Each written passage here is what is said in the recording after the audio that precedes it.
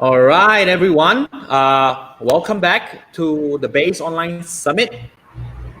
Now I have Wai Yan, the co-founder and chief business officer from Vechnology Sdruan Berhad, to do a keynote with us on the aftermath of COVID-19, a big shift towards smart retailing.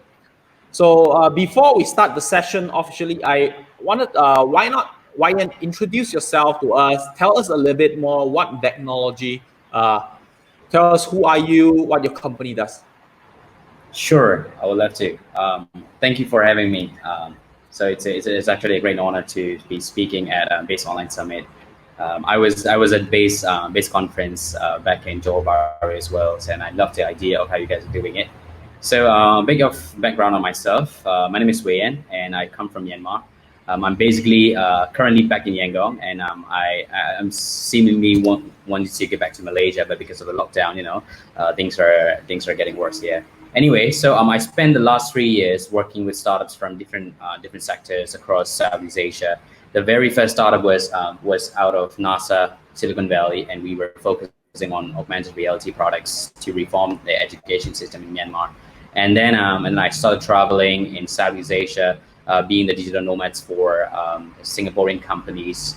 And then I came back to Yangon and I joined Draper Startup House as the general manager of the Yangon property.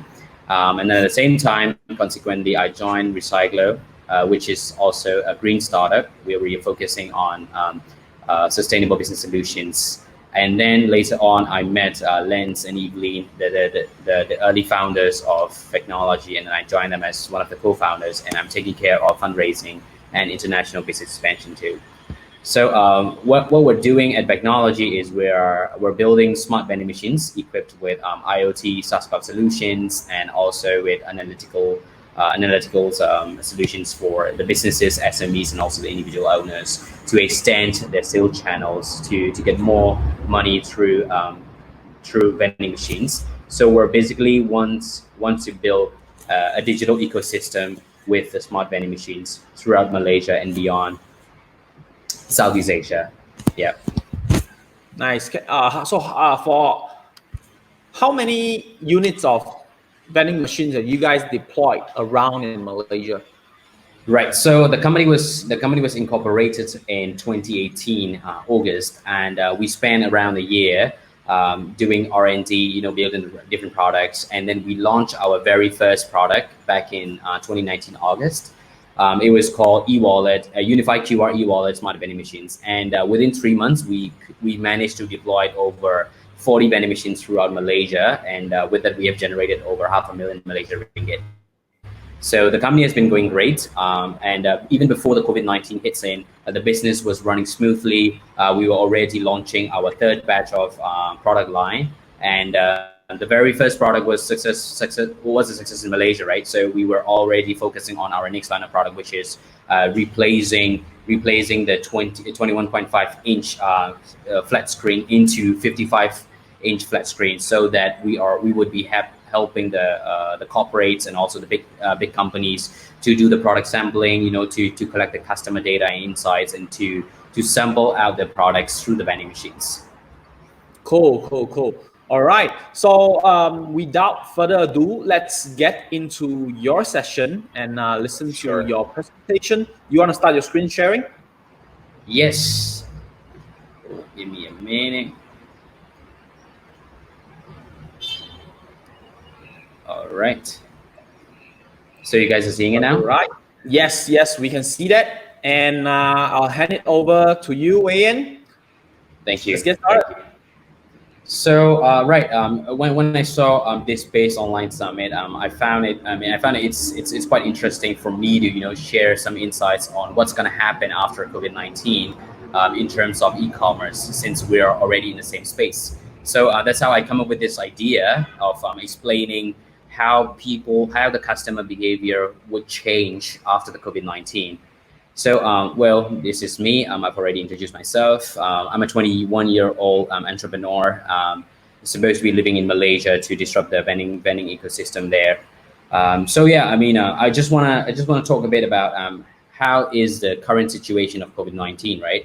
So the Bill Gates actually made a speech. Made an interview saying that this COVID-19 could be a once in a century pandemic. But the good news is that there are steps we can take now to slow its impact and help to respond more effective when the next pandemic arrives. So I find it quite effective for us to realize as a business owners, right? Because this COVID-19 is something that we have never expected, but it is actually impacting the whole world as a generic case. There are already, over 1.2 million cases around the globe, and over 64,000 deaths in the whole world, and it has actually incurred the economic recession, the stocks market going down.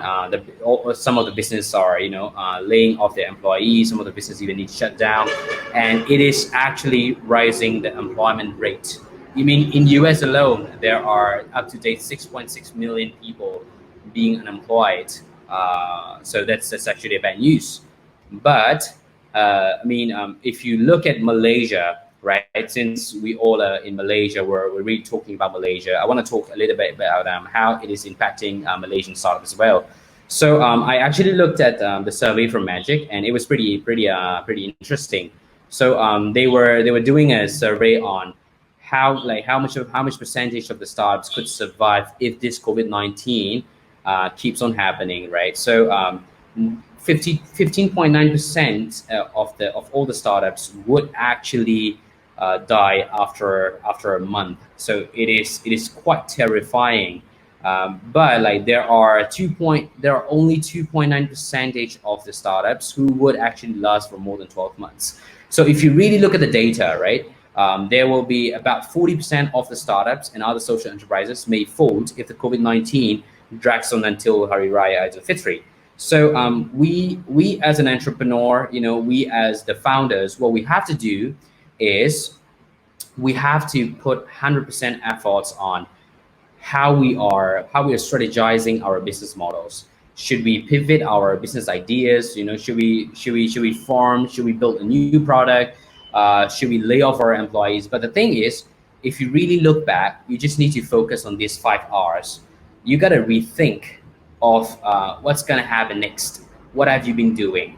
You got to relearn the economy. You got to relearn the sector that you are in, and you got to restructurize your company, how your company is behaving, how your company is responding to COVID-19, and you got to rebuild the whole team. If needed, sometimes you gotta even rebuild the product.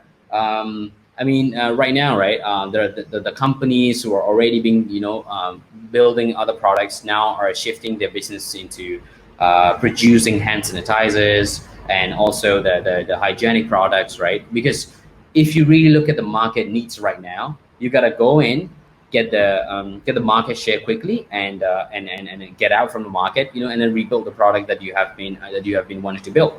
And you're gonna reaccess the formula or the journey that you're going through.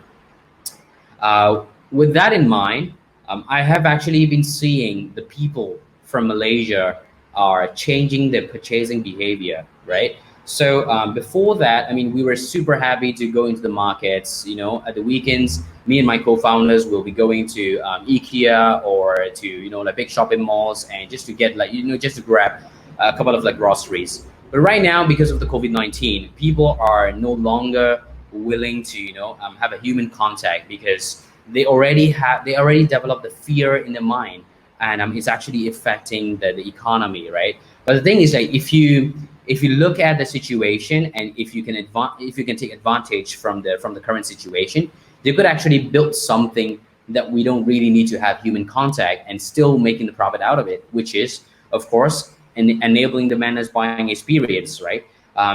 For a country like China, where the epidemic starts, they've already got this managed buying experiences over years, and people are loving it, because you don't really need to get the human power to run the business, to run an e-commerce, or to run a retailing business, right? If you want to sell something, you could just upload your products online, and the audience or the customers will just choose whatever they want, and you can just ship it to them. So that's an easy way of doing the business, and that's already been there in the past. But because of COVID-19, some of them will say thanks to COVID-19, we are finally getting into the future of smart retailing system.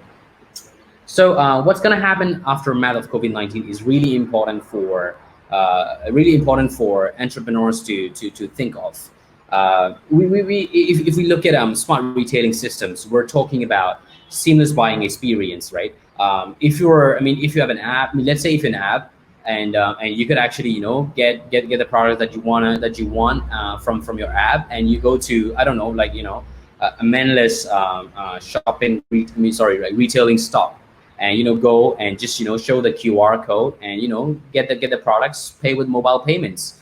I mean, talking about mobile payments, there are a bunch of great e-wallets booming in Malaysia, including this GrabPay, Cash, and Touch and Go, right? And we gotta make use of it, because I've read an article about how COVID-19 can spread out, right? It could actually spread out through through the paper money, the cash.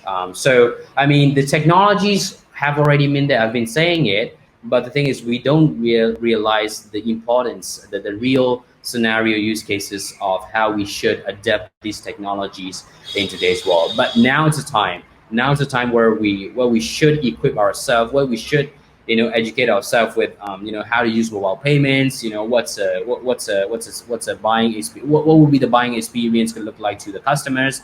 And you should look into vending technology, because vending technology is a technology where you just need to go to a vending machine, which could be right under your apartment, right in front of your apartment. Just go there and get something that you want and pay with a mobile payment. So that is the futuristic technology that we should be focusing on. And in order for us to build all these technology, we also need to know very well about AI and computer vision, right? So there's a company in the United States. They're doing very well in terms of smart retailing. So they're using computer vision. So instead of like people going to the machines, I mean, they still need to go to the machines to get the products, but they no longer have to click the numbers of the products that they want from inside the vending machines. What they can do is they can just open up the door. They take whatever they want, because there is a computer vision, there's a camera, there's a sensor, detecting like what kind of products the customer is taking, and your mobile payments will be automatically receiving the voucher, and you just have to pay it. So that's a futuristic technology. That's one of the futuristic technologies. I would call it as an exponential technology. And one of the important segments of this technology is analytical solutions, because right, if you look, I mean, if you're thinking from the company side, from the business side, you want to understand, if you want to come up with a new product, you want to understand if this product is going to work in certain customer segment, in specific area. But how do you do that? You got to know that you got to do a lot of research, but you still got to test the market out, right? So through this smart retailing process, you could get, I mean, if you could apply analytical solutions, then you could understand better about how your product is going to behave to the customer segment from that specific area. So with all these combined, this is something that the customers would want after, I mean, during and after the COVID-19, because this dramatic change is already happening. In China, the companies like YoPoint, they're already making a big shift towards AI vending machines. If you look, I mean, if you're looking at US, like they already have the companies. But if you look at Malaysia, that's what our company is trying to build. Our company has already, fostered the cashless technology in Southeast Asia. It's actually pretty exciting, and it's something that customers are also willing to adapt with. So, from entrepreneurial side, right? I'm talking about smart retailing process, smart retailing category. But if you're a business owner, you want to see if this smart retailing business is going to work in the future. Well, it's going to work because we have already done the market researches. and that could actually worth 10 billion USD in the whole Asia Pacific region. By the year 2023, there will be over. I mean, that's actually a massive amount of vending machines. There will be over 4.5 million units of smart vending machines across APAC region, and its compound, its compound growth rate is crazy. It's like 12.1%. This is actually one of the booming sector in the whole world economy. That's why I'm telling my co-founders, I'm telling our customers that we all need to step back and look at how the future might look like. Peter Diamandis says the world's biggest problems are the world's biggest business opportunities. So if we are looking at COVID-19 as the world's biggest problems, it should also be the world's biggest business opportunity. So if you're an entrepreneur, if you're willing to start a business, if you're willing to extend your e-commerce business, or just your retailing business, you could actually extend through this kind of technology, this kind of machines, which will give you you just gotta sit back, relax, and see your bank account rising up day to day. So it is true that we don't know when this COVID-19 would be stabilized again, when this economy will, as a general, will rise again. But if you are not innovating right now, it actually might be too late for you to grab the market share in the aftermath. That's why on LinkedIn, I've been seeing the founders and the C-suite executives are responding to COVID-19, and they keep sharing about how they are either pivoting the product ideas, or how they are changing a little bit about their business models, which is actually what we should do as a general. So take advantage of COVID-19, and we got to prepare for the future. We got to prepare for what's coming next. I had a chance to look at the interview with Bill Gates by CNN. It was pretty interesting. Bill Gates was very calm and saying the interviewers that this COVID-19 hasn't even reached to the peak point yet. We're only seeing the beginning, which means it might take longer than what we thought it would be. But the thing is, as I've mentioned before, this is the best time to rethink, relearn, and re-strategize, and actually re-access your business planning, your projections for next 2 to 3 years. I know it's actually very hard for us to raise funds. Some of the founders are looking to raise funds. It's actually a disaster during this period. But if you can persist during this period, and if you can prove that you are not going to die, but you're going to rise, you're actually preparing and preparing for the best out of the future, then I'm pretty sure that the business will boom with the economy rising up again. So that's actually a nutshell of what I wanted to share with everybody here. And thank you for that.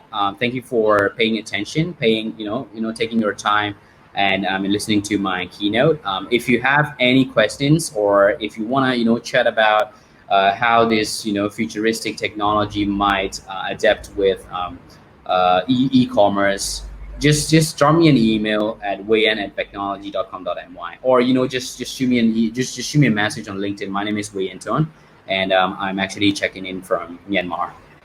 Thank you.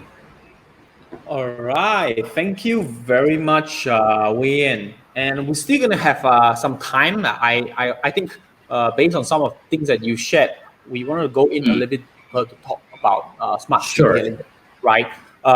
We spoke a lot about smart retailing earlier and what's gonna be look like.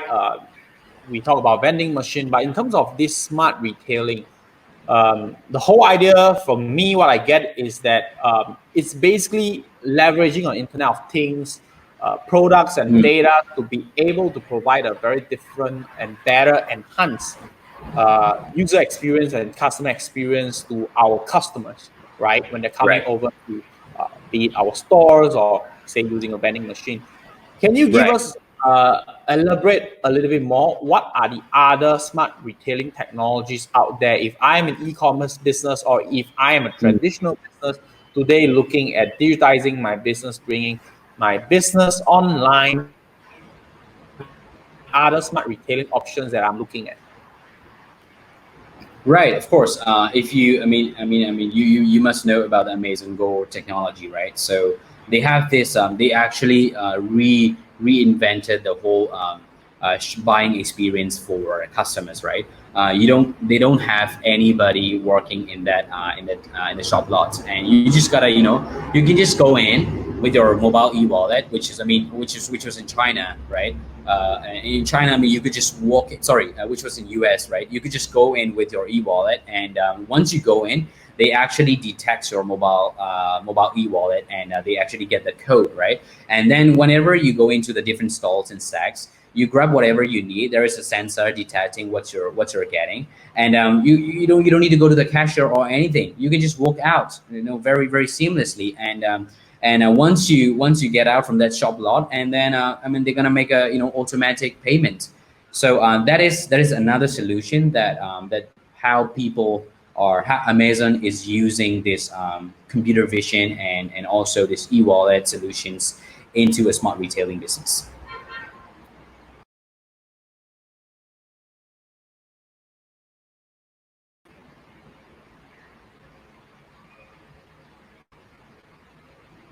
Okay, we almost lost you, and you came back. So, Right.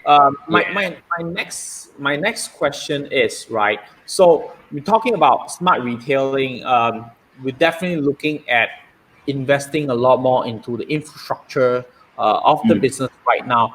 And being within this COVID-19 situation, we're looking at least 6 to 12 months time of Mm. minimum. This is what kind of like the sentiment that we're talking about Yeah. in the industry right now in terms of this economic recovery and the buyer confidence. Right now, we'll be thinking about saving their cash instead of investing in a lot in this thing. Is this an important time right now? Is it important to do right now to be investing into smart retailing infrastructures for your business? Well, actually, this is a time for the businesses, right? For the company like us to really build the technology, because right. If this COVID-19 didn't happen, the competition is still ongoing, right? Would be still ongoing, which means like you gotta still working on your marketing, you gotta still working on your operations. At the same time, you gotta keep innovating your product, right? But the thing is, this is a time where like the entrepreneurs can just sit down and think about what's a technology that people would want to invest in. What's a product that they might want to get into in the aftermath of COVID-19. And this is a time where we actually should spend most of our time on building the right product. But for the customers, right, or for the small business owners, I know that when we're talking about these vending machines, or when we're talking about this smart retailing infrastructure, people actually think that it's very expensive technology. But the thing is, like, we have actually made it a super cheap, technology accessible for people in Malaysia, which is pretty amazing. Even before I stepped into this segment, I always thought that these machines could cost me a lot, so that I wouldn't be able to invest in it. I wouldn't be able to extend my sales channel. But the thing is, we're only looking at what, like 14,000 Malaysia ringgit. If you're looking at different type of vending machines, you could actually get it with something like with 12,000 vending machine. Sorry, 12,000 Malaysia ringgit just to get a vending machine. And this ROI it's importing back in a crazily huge amount, because what you're gonna do is you are not opening your shop, you are not sitting there and selling your products. But what you're doing is you just go there. I don't know, like, it depends on the product traffic, right? You just gotta go there and do the replenishments and get back home, and just see your sales report online, and see your bank account rising up every day. So that's why we're saying that even during this COVID-19 period, people are now afraid to go to the markets. But think about it. if you can easily get a snack, or if you can easily get the medical products, right, just like masks or gloves from a vending machine, setting up at your apartment, right under your apartment, right under your compound, it would be a lot more easier, and it's a huge business opportunity for people to invest in. Right. So coming to this vending machines, interesting about as when we're talking about smart vending Right. machines. So how smart can a vending machine Hmm. be? Basically, Right, that's a yep. very interesting question, because yeah, I mean, we have all been seeing this, big old vending machines, all across the globe.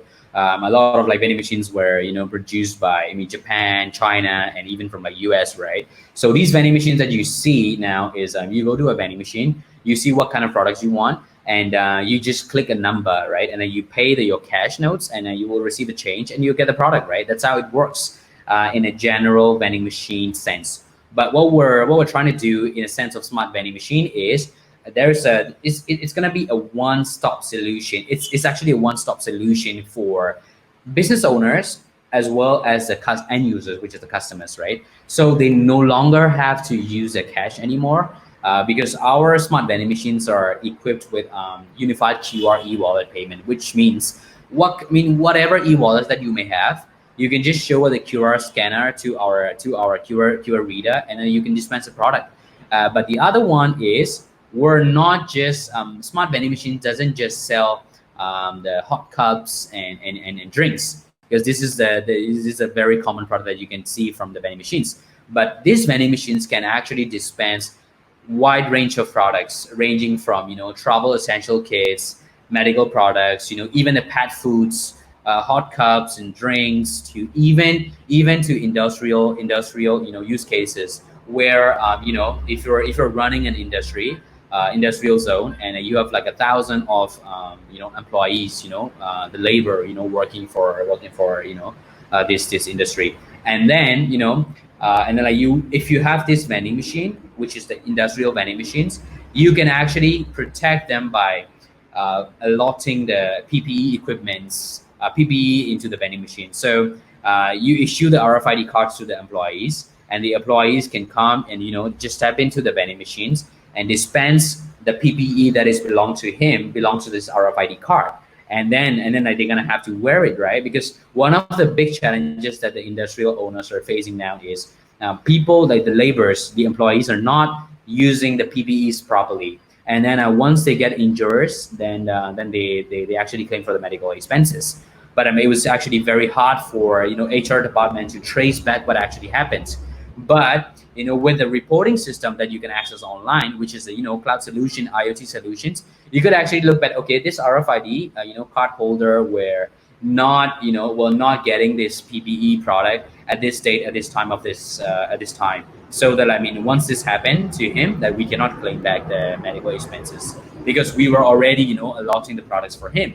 So I mean, look at these smart vending machines not just for commercial side, but it can actually be used for like different use cases: commercial, industrial, medical, even the personal, like locker vending machines.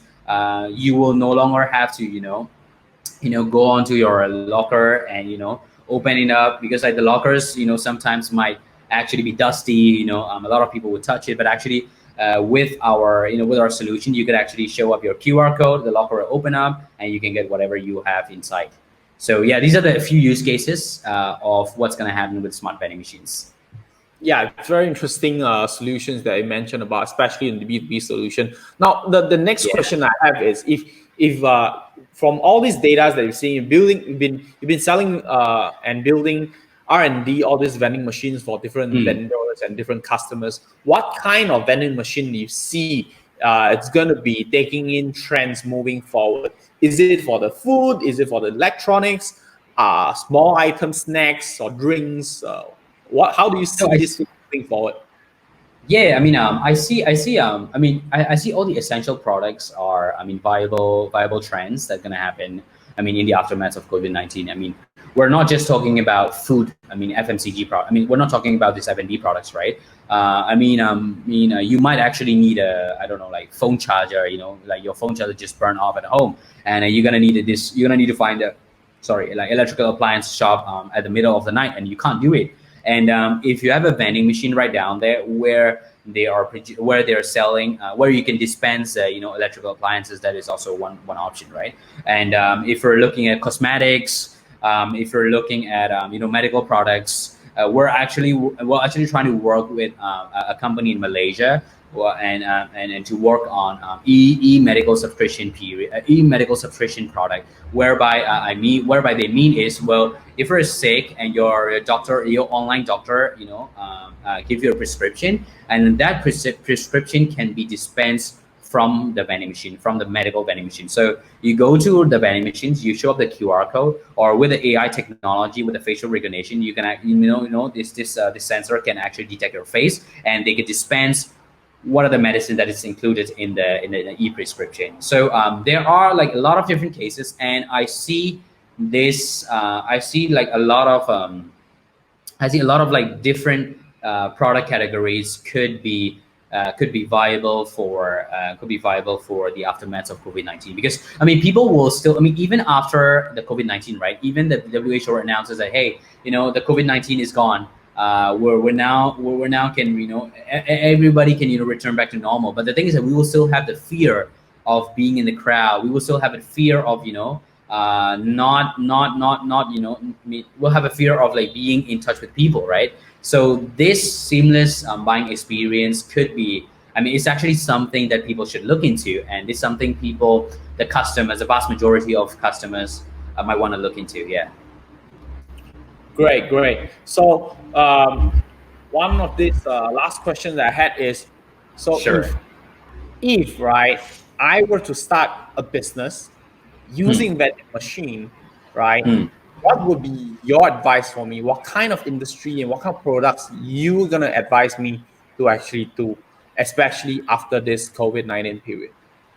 Right. So after this COVID-19 period, I think people would love to sell hand sanitizers and hygiene products, because this could still be something that people would use it for a day-to-day basis, right? So if you were to start a retailing business, and if you have like if you don't have like any idea how to extend your channel, you could actually invest in vending machine. Get a vending machine and put your hygienic products, and then you can just go back and relax. People will still buy hand sanitizers. I mean, now that you have raised that question, I might actually want to invest in one of my vending machines and start a hand sanitizer product. I mean, business during this COVID-19 period. Yeah. Nice. So I think that's all that we had.